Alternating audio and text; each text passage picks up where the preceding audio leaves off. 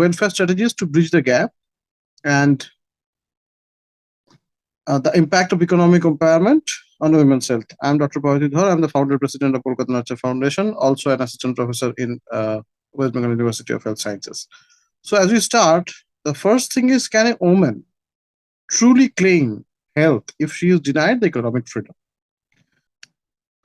The vicious cycle of disempowerment, the poverty leads to poor health, the poor health leads to reduced earning capacity, that even deepens the poverty further. The vicious cycle goes on and on and on. The next slide. The global reality happens in a way that 70% of the poor are women, 90% of the female empowerment in developing countries is informal and almost no health coverage. 1 in 3 women globally lack independent access to healthcare. This is a very, very, very alarming thing. And this data has been taken from World Bank and UNDP 2023. Next slide, please. The categories of health problems can be divided into maternal health, nutritional deficiencies, mental health issues, chronic diseases, reproductive health, and gender-based violence. And each have its own share. You will be surprised to know that 800 million women are anemic globally, as per UNICEF. As per WHO, high maternal mortality in low-income women is very, very frequent, and we know it. Everyone knows it. Diabetes, heart disease are rising among economically dependent women. Higher rates of untreated STI, cervical cancer. It's a very, very important signal which all of us, the healthcare service providers, should be cautioned about. Is there any regional health disparities? The next slide. Yes, there are regional disparities. Africa, there is higher maternal mortality, as we know that is the underprivileged economically area. In Southeast Asia, anemia and malnutrition is still there. In Latin America, very important thing is domestic violence, which leads to innumerable number of healthcare issues. Even in developed nations, mental health gaps for low-wage women is very, very significant. And this is becoming a 3D, depression, debilitation, and death. So in developed countries, this is also another alarming thing which we should be very much aware about. The next slide. Now, the women's health burden is rising across the world. Women are overburdened with more unpaid care work. Pan-COVID pandemic mental health decline has been seen, and that has been documented in different parts of the country and in different countries of the world. Less digital exposure to the telehealth services, and often no seat at the policy-making table. These are the very, very important gaps which we commonly find when we approach to a comprehensive care for women. Now, does it lead to any global cost? Yes, it does. The next slide. The cumulative global health cost is near about over 1 trillion annually.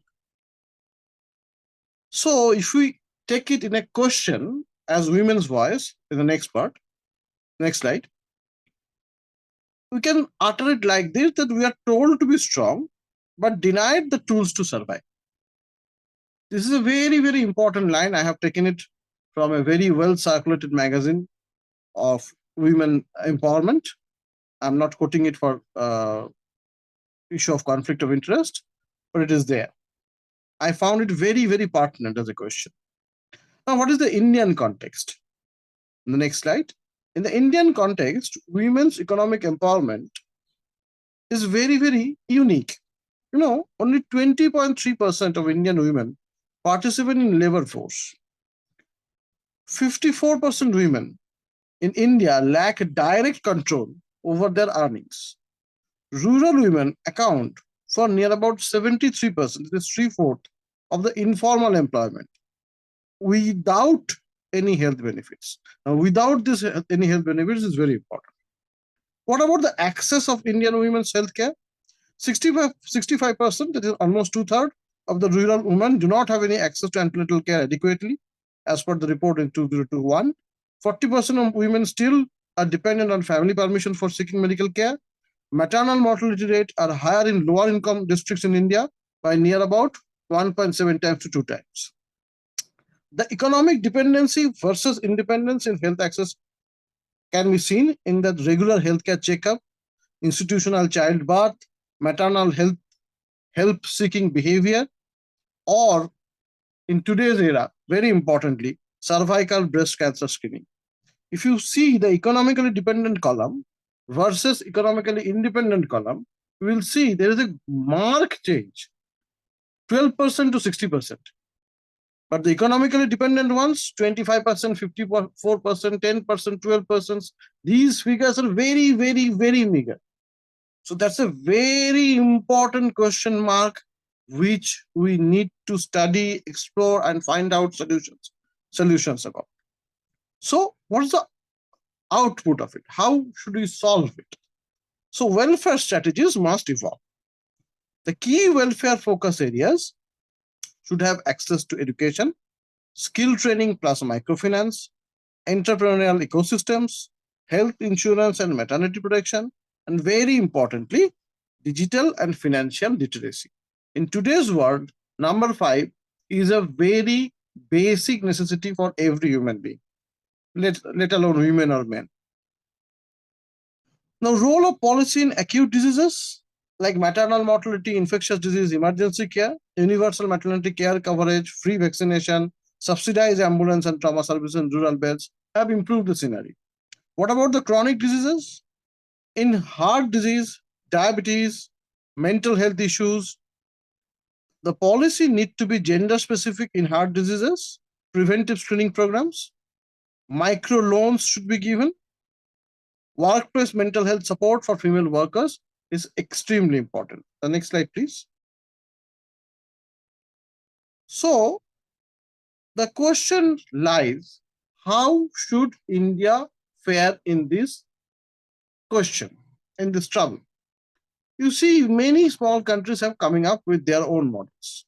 As India have already come up with important models globally, be it ethics, be it research, and everywhere else, I'm sure that we'll come up with our model, we would lead the world.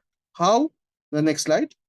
The economic empowerment helps to break the social taboos. Early marriage, you delay the early marriage, better reproductive right negotiation, freedom to demand care for menstruation, mental health, reproductive health, increase agencies in decision in contraceptive use, prenatal testing. These are very, very important. The next one. Now, how economic freedom improves the wellness behavior, higher health-seeking behavior, adoption of preventive health measures, more focus on mental well-being and fitness, higher spending on personal hygiene and nutrition. Next one. And what unique advantage do we have as a country? We have the largest number of working age middle women globally. We have the fastest digital adoption curve.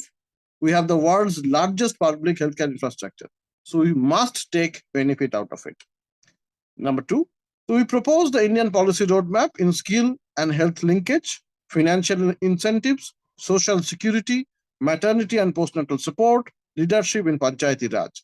This will improve our model and we can replicate that model in a scalable way in the globe as well. So India's scope for global leadership, we launch our Global Women's Economic Health Alliance in G20 already. We use Indian self-help group SHG model globally, be a knowledge explorer, share low-cost women-focused healthcare innovations. It's going on. And CGT MSc schemes are there from the government. Propose global resolutions at UN Women Forum, WHO, World Bank, etc. So in a nutshell, we come up with a 3E framework. I will propose this 3E framework. That is empower, enable, elevate. Empower, give her the legal rights, protect her voice, enable, offer her access to the capital, education, and digital platforms, equip her for the world she deserves, elevate, safeguard her health, raise her leadership. Economic empowerment is not a charity, it's a justice. And it is preventive healthcare at its finest form. How does it affect the finance? So health multiplier effect, we call it. For every dollar invested in women's empowerment, healthcare costs drop by up to 35%. That's a huge number. The source is none other than World Bank. So the healthcare trafficator, how we doctors, medical associations, entrepreneurs, next slide please, can help doctors. We can, our potential contributions may be expertise, research, community advocacy. the medical associations, policy advocacy, global collaborations, healthcare entrepreneurs, innovation, infrastructure, and capital. Doctors, in the next slide, you can see that can promote evidence-based women's health globally, lead cross-border knowledge, can be ambassadors of goodwill, and now global south is very important aspect. So south-south collaborations can be made. Medical associations, they can come up with global summit, propose policies, policy advocacy can cross-border medical exchange programs can help by this can be done by the medical associations in collaborative approach. Healthcare entrepreneurs, they are the catalyst for scalable impact, affordable healthcare infrastructure, women-centered clinics, women health startups in Asia, Africa, Latin America. You will be very happy to know that Government of India has come up with healthcare diplomacy as a very important vertical of welfare and diplomacy and soft policy techniques. So the strategic outcome of global harmony plus economic rise, the women's health diplomacy builds trust, soft power, and international goodwill, creates new economic corridors via healthcare trade and partnerships, strengthens India's brand as a global health leader and peace ambassador as well, sets precedents for future global healthcare-driven diplomacy. So what is the call for action? The call for action is, let's stop treating women's health as an outcome in digits. It's a very starting point of all sustainable development. That's the basic thing we should remember that, and we are living in a world of sustainable growth. So empower her world, heal her world, or ignore her voice and pay the price. I hope we will understand it and work together for a better women-led, equivocal, empowered world. Thank you.